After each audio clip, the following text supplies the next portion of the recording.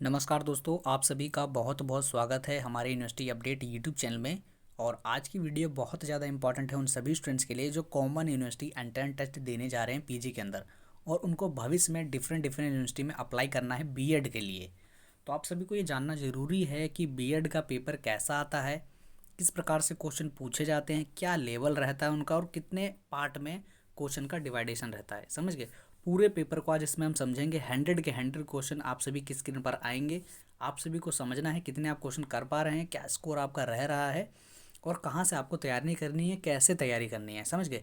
BEd वालों के लिए प्रॉपर इन्फॉर्मेशन इस वीडियो में रहेगी। और अगर आप दिल्ली विश्वविद्यालय में बीएड के लिए अप्लाई करना चाह रहे हैं तो आप इस चैनल को सब्सक्राइब कर सकते हैं, क्योंकि यहाँ पर आपको दिल्ली विश्वविद्यालय की आने वाली सभी important update time to time मिलती रहेगी। तो जैसे कि देख सकते हैं, ये है आपका बीएड का पेपर लास्ट ईयर का, मतलब 2022 में जो बीएड हुआ था सीयूसेट के जरिए, और उन्होंने जो बीएड का एंट्रेंस लिया था वो किस प्रकार से लिया था, कैसे क्वेश्चन पूछे थे, वो इसके अंदर दिया हुआ है। तो जैसे कि देख सकते हैं, आपकी डेट है 12 सितंबर 2022 को ये पेपर हुआ था बीएड वालों के लिए। देखिए, सबसे पहले यहाँ पे क्या है,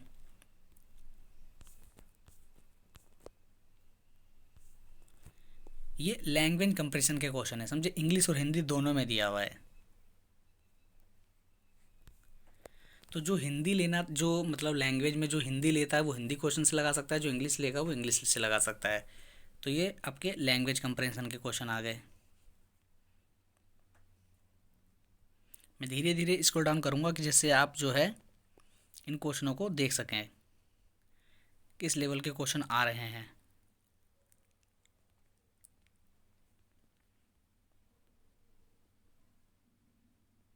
देखिए, बीएड की जो भी तैयारी कर रहा है उस स्टूडेंट को मैं ये बता दूं, देखिए बीएड का जो पेपर होता है नॉर्मली आपका कॉम्पिटिटिव एग्ज़ाम जैसा पेपर होता है।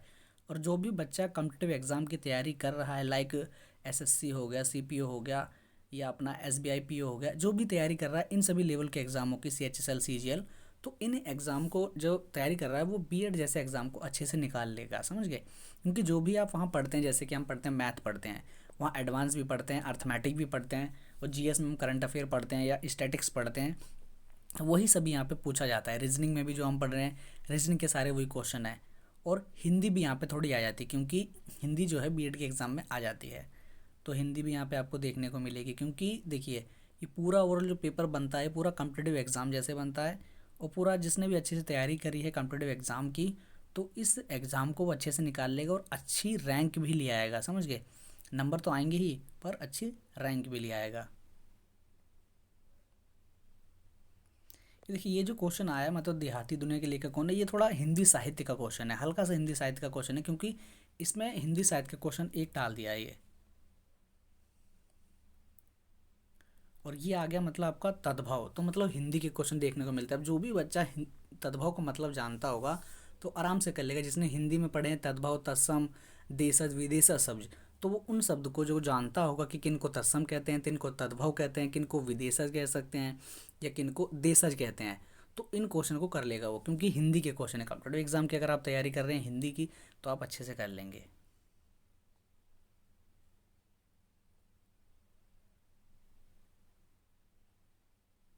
देखिए, इसके अंदर क्या है ना, मैं बता दूँ, ये जैसे क्वेश्चन आया ना उपन्यास, तो ये हिंदी साहित्य का क्वेश्चन है, मतलब जो हिंदी में साहित्य होता है, जो लिटरेचर है, वहाँ से क्वेश्चन पूछा गया है।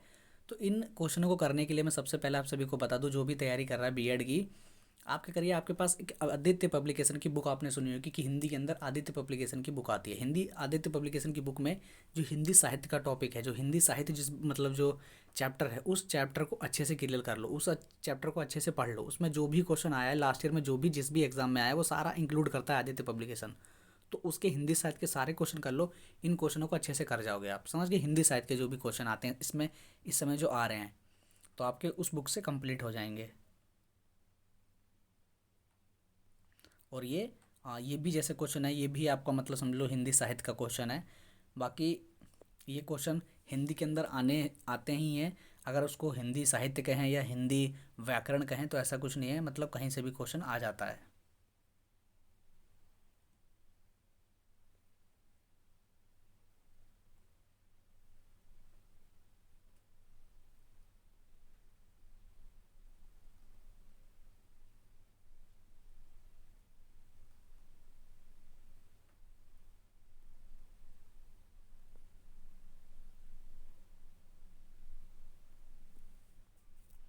ये देखिए, ये जो क्वेश्चन है अब आपका क्या है, मतलब पॉलिटिकल से क्वेश्चन है ये। पॉलिटी जिसने अच्छे से पढ़ रखी है जीएस के अंदर, वो पॉलिटिकल क्वेश्चन है ये।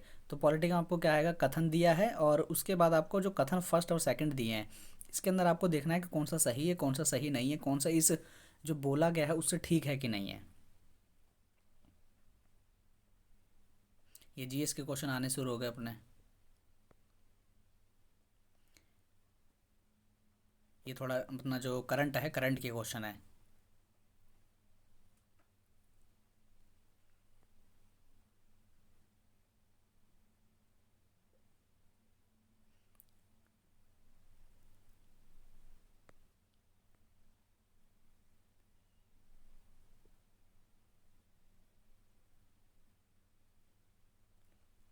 मतलब ज़्यादा जीएस के भी हार्ड नहीं है, जीएस के देखे जाए तो नॉर्मली क्वेश्चन है, जो आप मतलब कहीं ना कहीं एग्जाम में पहले देखे हुए क्वेश्चन है सारे ये। कोई अलग से क्वेश्चन नहीं है इसके अंदर।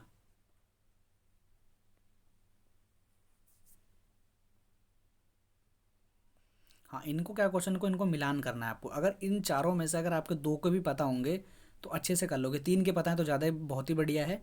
सबके पता है तो मतलब आप बेस्ट ही आपकी पढ़ाई है। अगर आपको दो के भी पता है इनके, तो आप अच्छे से कर लोगे इन क्वेश्चनों को।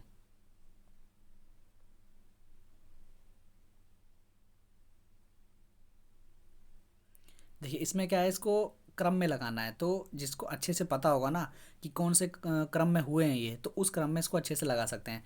तो इसके लिए लूसेंट आप प्रेफरेंस में करता हूँ कि लूसेंट इसमें ज़्यादा बढ़िया रहेगी, क्योंकि लूसेंट से हम जो भी मतलब जीएस का पैटर्न है उसको अच्छे से क्लियर कर सकते हैं।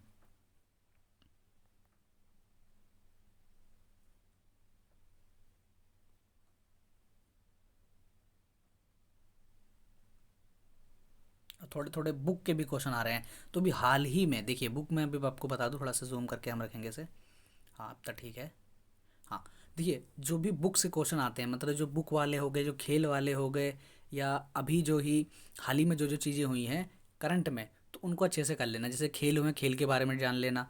खेल के साथ साथ अभी जैसे आपकी कोई बुक लॉन्च हुई है, बुक के भी बारे में पढ़ लेना। तो करंट अफेयर में बुक के भी क्वेश्चन आए इस पेपर के अंदर।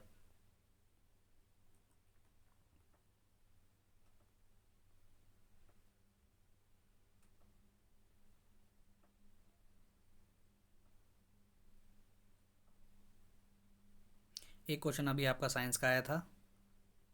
हाँ, और ये भी मैं आपको बता दूं, देखिए, ये जो क्वेश्चन आया है ये आपका उद्यान से रिलेटेड है। तो ये स्टैटिक्स का पार्ट है, तो आपको पता होना चाहिए कि कान्हा राष्ट्रीय रिजर्व कहाँ पर है, माधव कहाँ पे है, और ये आपका घाना कहाँ पे। तो ये जितने भी हैं सारे, मतलब इनको आपको पता होना चाहिए कहाँ पे कौन से हैं, कौन से राज्य में कौन सा आता है। तो काफ़ी क्वेश्चन ये बन जाता है। तो ये भी उद्यान पे आपको याद रहनी है, जीएस का पार्ट, जीएस का स्टैटिक्स में आ जाएगा। तो देखो, खेल वाले क्वेश्चन आ गए। खेल वाले क्वेश्चन में आपको बता ही रहा था कि खेल के क्वेश्चन बन जाते हैं। तो खेल का क्वेश्चन आ गया है ये, थॉमस कप निम्नलिखित में किससे, किस खेल से प्रतिसाबित प्रतियोगिता है। तो आपको ये बताना है बैडमिंटन, टेनिस है, क्रिकेट है, हॉकी है। तो मैं कह रहा था खेल के क्वेश्चन आ जाते हैं। तो देखिए, खेल का भी क्वेश्चन एक बना है इसके अंदर। ये आपका थोड़ा साइंस का है। हाँ, नृत्य की बात करें हम, तीन टॉपिक पक्के करके जाना। खेल भी, बुक आई हैं बुक को भी, और ये नृत्य, नृत्य आ जाएगा कि इस खेल से कौन संबंधित है। जैसे कि ऊपर आया था बिरजू महाराज वाला, वो खेल से किससे संबंधित हैं, और कौन सा जो जैसे है यहाँ पर दे रखा है, कथकली हो गया, कथक हो गया, कहाँ कहाँ का कौन कौन सा फेमस है। भांगड़ा कहाँ से आएगा, गरबा कहाँ से आएगा, अपनी जो नौटंकी है, नौटंकी कहाँ होती है, जैसे उत्तर प्रदेश में होती है। तो खेल वाले जो आपके नृत्य वाले क्वेश्चन है, इन नृत्य वाले क्वेश्चन को लेना है, क्योंकि तीन जो आपको मैंने टॉपिक बता दिए, ये टॉपिक के क्वेश्चन जरूर आएंगे। 3 नंबर जीएस के अंदर इसके पक्के हो जाएंगे अगर आप तीन टॉपिक को इसको अच्छे से कर लेते हो। ये देखिए, ये जीएस की है वो, मतलब जी कह सकते हैं हिंदी लिटरेचर का क्वेश्चन है ये, हिंदी का, हिंदी लिटरेचर में क्वेश्चन है ये। बाकी ये आपका जो है अपना करंट अफेयर का क्वेश्चन आ गया।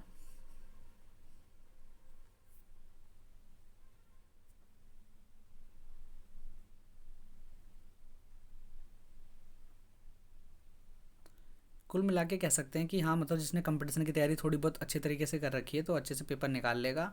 और पेपर मतलब है थोड़ा सा, मतलब ठीक ठाक पेपर बनाते हैं, कोई वो नहीं। क्योंकि ऐसे क्वेश्चन जब आ जाते हैं, जैसे कि अब ये क्वेश्चन आ गया, तो इन क्वेश्चनों को करने के लिए आपकी मतलब जो आपने पढ़ा है, जो आपने स्टडी करी है जिस भी सब्जेक्ट की, अब जैसे साइंस का क्वेश्चन है ये, तो इसके बारे में आपको अच्छे से डीपली नॉलेज होनी चाहिए। अगर आप ऑब्जेक्टिव क्वेश्चन कर रहे हैं तो उसमें आपको ऑब्जेक्टिव में पता रहता है, पर जब डीपली पढ़ाई करते हैं तो डीपली में इन क्वेश्चनों को करने की आसानी हो जाती है।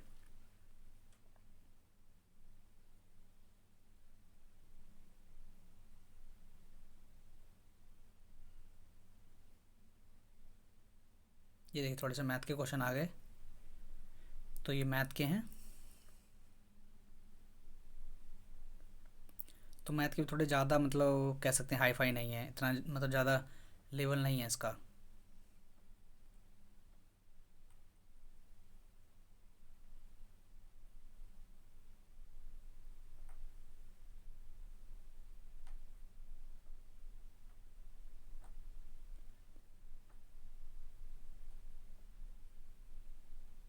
नॉर्मल जितने भी क्वेश्चन अभी तो मेरे को उसमें देखने को मिले हैं, सारे के सारे मैंने कहीं ना कहीं एग्जाम में प्रीवियस ईयर देखे हुए हैं। कोई भी ऐसा क्वेश्चन नहीं है।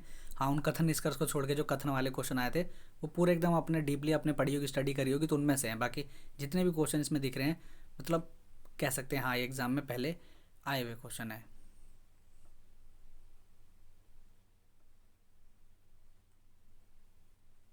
देखिए खरीफ की का मतलब, अरबी में खरीफ का मतलब क्या होता है, तो वही सब मतलब जो नॉर्मल क्वेश्चन है वही है, फसल के बारे में पूछ लिया।